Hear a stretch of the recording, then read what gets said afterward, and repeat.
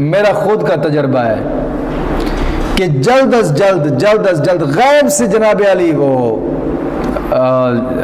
پتہ بھی نہیں چلتا، غیب سے تعاون آ جاتا ہے قرض سے نجات پانے کے لیے اور اپنے رزق میں اضافہ بھی کرنے کے لیے۔ وہ یہ ہے کہ جو میں خود کرتا ہوں اور آپ لوگوں کو بتا رہا ہوں کہ ہر نماز کے بعد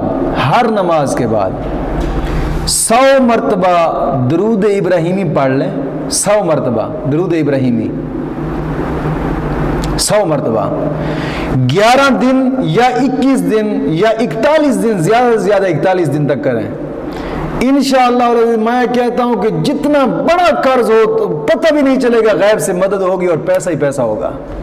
وہ قرض بھی اتر جائے گا اور جناب علی پریشانیاں بھی سب سے نجات مل جائے گی۔ ہر نماز کے بعد 100 مرتبہ درود ابراہیمی جو نماز میں پڑھا جاتا ہے یہ پڑھیں، اگرچہ وہ چل پھر کے پڑھتے جائیں یا ایک جگہ پر بیٹھ کر پڑھ لیں، انشاءاللہ قرض دنوں میں اتر جائے گا۔ اللہ رب العزت دین متین کی سمجھ عطا فرمائے۔